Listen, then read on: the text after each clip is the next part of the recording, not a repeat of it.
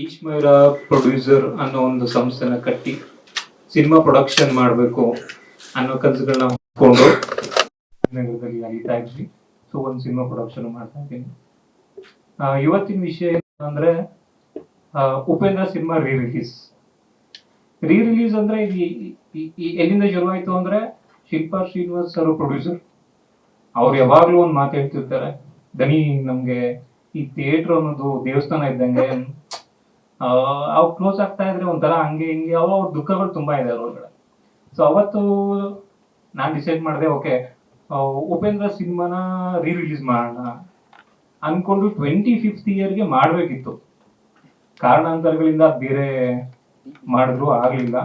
So ಈಗ ಮತ್ತೆ release ಮಾಡೋಣ ಅಂತ ಪ್ಲಾನ್ ಮಾಡ್ಕೊಂಡ್ವಿ. ಅದೇ ಈ ಪ್ರವೀಣ್ ಸರ್ ಹೇಳ್ದಂಗೆ ರಿಲೀಸ್ ಅಲ್ಲಿ ಏನ್ ವಿಶೇಷ ಅಂತ ಹೇಳೋದಾದ್ರೆ,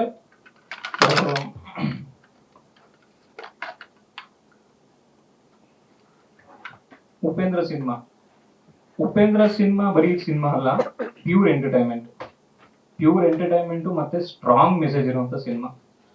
ಈ ಪ್ಯೂರ್ ಎಂಟರ್ಟೈನ್ಮೆಂಟ್ ಮತ್ತೆ ಸ್ಟ್ರಾಂಗ್ ಮೆಸೇಜ್ ಇರುವಂತ ಸಿನಿಮಾನ ಇಟ್ಕೊಂಡು ಒಂದಷ್ಟು ಏನೋ ಪ್ರಯತ್ನಗಳು, ಈ ಪ್ರಯತ್ನಗಳೆಲ್ಲ ಈಗ ಹೇಳಿದಾಗ ಇದಾಗುತ್ತಾ, ಇದು ವರ್ಕ್ ಆಗಲ್ಲ, ಇದಾಗಲ್ಲ ಬಿಡು ಅನ್ನೋ ತರನೇ ಮನಸ್ಥಿತಿ ಬರೋದು.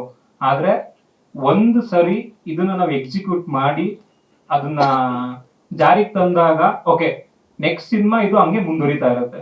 ಒಂದ್ಸರಿ ಮಾಡ್ಬೇಕು, ಅದನ್ನ ಉಪೇಂದ್ರ ಅನ್ನೋ ಸಿನಿಮಾದಿಂದನೇ ಶುರು ಮಾಡ್ಬೇಕು ಅಂತ ಯೋಜನೆಗಳೆಲ್ಲ ಹಾಕೊಂಡು ಒಂದಷ್ಟೆಲ್ಲ ತಯಾರಿ ನಡೀತಾ ಇದೆ. ಇದ್ರಲ್ಲಿ ಈಗ ವಿಶೇಷ ಏನಪ್ಪಾ ಅಂದ್ರೆ, ಅದೇ ಈ ಸಿನಿಮಾ ರಿಲೀಸ್ ಆದಾಗ ಆಡಿಯನ್ಸ್ಗಳು ಟಿಕೆಟ್ ಪರ್ಚೇಸ್ ಮಾಡ್ತಾರೆ, ಸಿನಿಮಾ ನೋಡಕ್ ಬರ್ತಾರೆ, ಎದ್ದೋಗ್ಬಿಡ್ತಾರೆ, ಒಂದು ಎಂಟರ್ಟೈನ್ಮೆಂಟ್ ಸಿಗುತ್ತೆ. ಇದ್ರ ಜೊತೆ ಒಂದು ಅಡಿಷನಲ್ ಏನಪ್ಪಾ ಅಂದ್ರೆ, ಸಿನಿಮಾ ನೋಡ್ತಾರೆ, ಟಿಕೆಟ್ ಪರ್ಚೇಸ್ ಮಾಡ್ತಾರೆ, ಸಿನಿಮಾ ನೋಡಾದ್ಮೇಲೆ ಇದು ಆಲ್ರೆಡಿ ಜನಗಳಿಗೆಲ್ಲ ತಲೆ ಕೆಡಿಸಿರುವಂತ ಸಿನಿಮಾ, ಈಗಲೂ ಜನಗಳು ಕನ್ಫ್ಯೂಷನ್ ಇರ್ತಾರೆ. ಉಪೇಂದ್ರ ಅಂದ್ರೆ ಏನಿಲ್ಲ, ಈ ಸಿನಿಮಾಗೆ ಸಂಬಂಧಪಟ್ಟಂಗೆ ಒಂದು ಕ್ವಶನ್ ಕೇಳ್ತೀವಿ. ಎಕ್ಸಾಂಪಲ್, ಉಪೇಂದ್ರ ಸಿನಿಮಾದಲ್ಲಿ ಎಷ್ಟು ಕಾಸ್ಟ್ಯೂಮ್ ಹಾಕಿದ್ದಾರೆ, ಹಿಂಗೆ ಸಿನಿಮಾಗೆ ರಿಲೇಟೆಡ್ ಕ್ವಶನ್ಗಳನ್ನ ಕೇಳ್ತೀವಿ.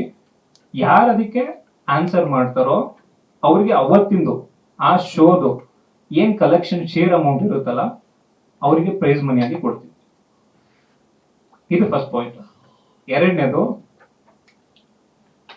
ಇನ್ನೊಂದು, ಈ ಪ್ರಯತ್ನಗಳು ಈಗ ಹೇಳಿದಾಗ ಇದು ಅಸಾಧ್ಯ, ಇದು ಸಾಧ್ಯ ಇಲ್ಲ ಅನ್ನೋದು ಸ್ಟಾರ್ಟಿಂಗ್ ಅಲ್ಲಿ ಎಲ್ಲರಿಗೂ ಬಂದೇ ಬರುತ್ತೆ.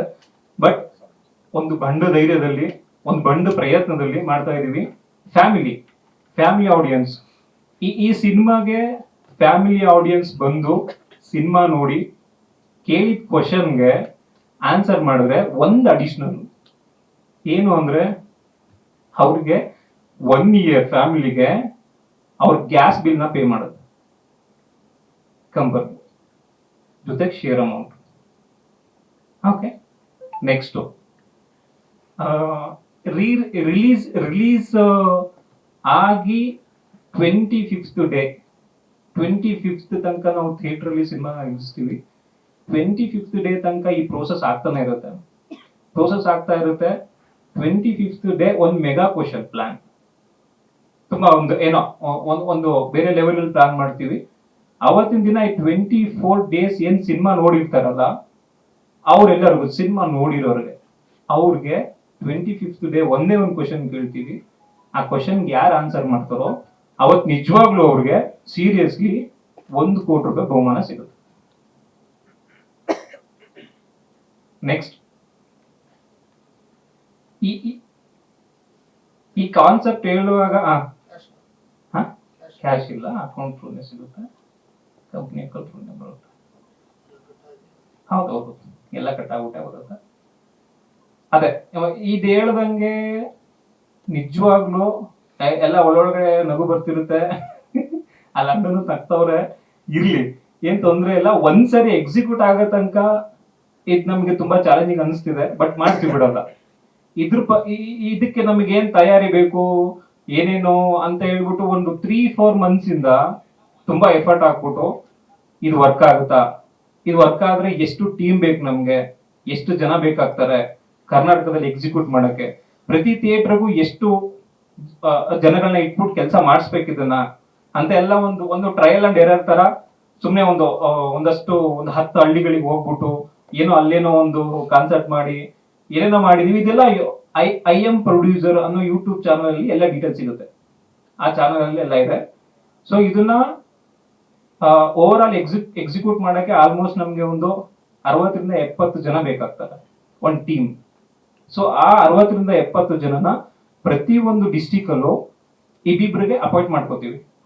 ಅಪಾಯಿಂಟ್ ಮಾಡ್ಕೊಂಡ್ಬಿಟ್ಟು ಅವ್ರಿಗೆ ಉದ್ಯೋಗ ಸೃಷ್ಟಿ ಕಾನ್ಸೆಪ್ಟ್ ಅಷ್ಟೇ.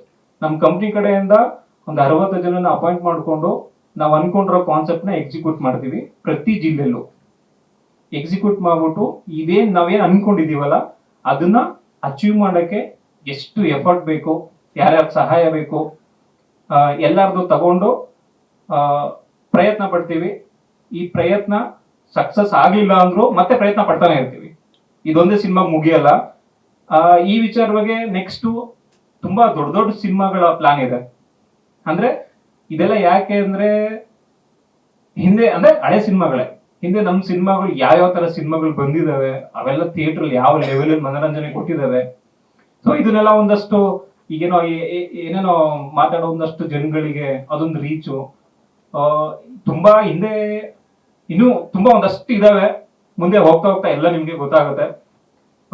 ಈ ಪ್ರಯತ್ನಕ್ಕೆ ನೀವೆಲ್ಲರ ಸಪೋರ್ಟ್ ಬೇಕು, ಮತ್ತೆ ಕರ್ನಾಟಕ ಜನಗಳ ಆಶೀರ್ವಾದ ಬೇಕು.